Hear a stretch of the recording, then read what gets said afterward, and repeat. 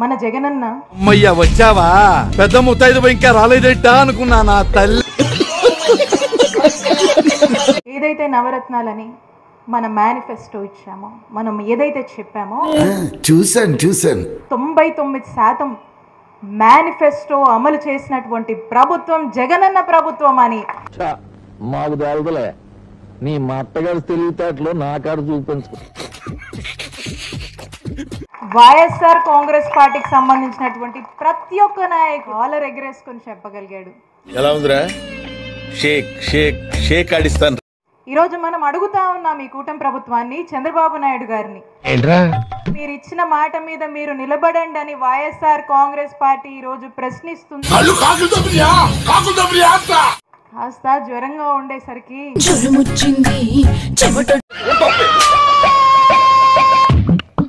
చాలా విషయాలు మాట్లాడాలని ఉంది, మాట్లాడు. కానీ కొన్ని విషయాలే ప్రస్తావిస్తున్నా, ఇంకో సందర్భంలో మాట్లాడదాం.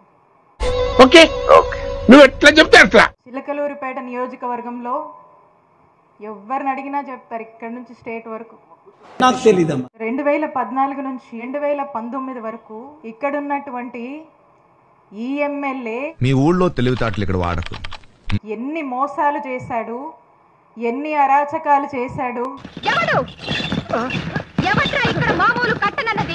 నేనే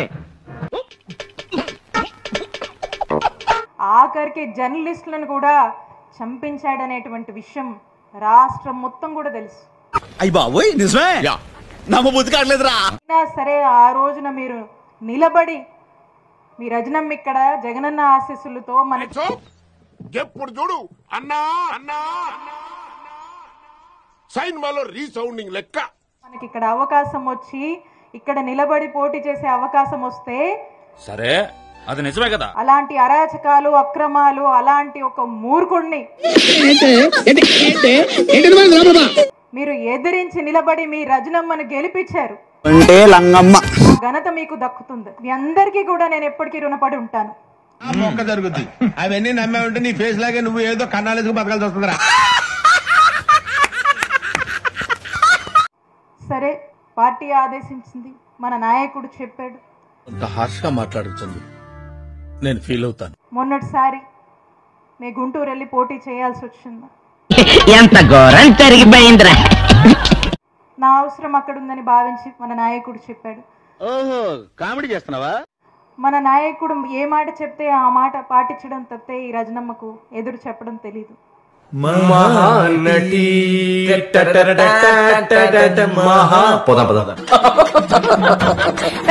జగనన్న మాటే వేదం రజనమ్మకి. నన్ను చూస్తేనే చాలు పడిపోద్ది అన్నంత ఓవర్ యాక్టింగ్ చెయ్యాలా అంటే నేను అంత సాడిస్ట్ లా కనిపిస్తున్నానా?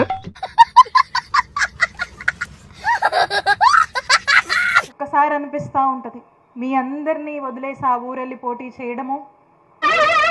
ఏంటి బాబన్నా ఇంకోసారి చేశాను, పోటీ చేశాను, వాళ్ళలో వాళ్ళు ఆదరించారు. ఇవే తగ్గించుకుంటే మంచిది. కానీ మీ అందరూ మిస్ అవ్వడము నా దురదృష్టంగానే నేను భావిస్తాను. నా దురదృష్టం ఏమో అనుకుంటాను. పట్టు పట్టు నువ్వు ఎంత కాకబట్టినా ఇక్కడ పడేవాళ్ళేరే. అంతేగాని ఇంకోటి కాదు.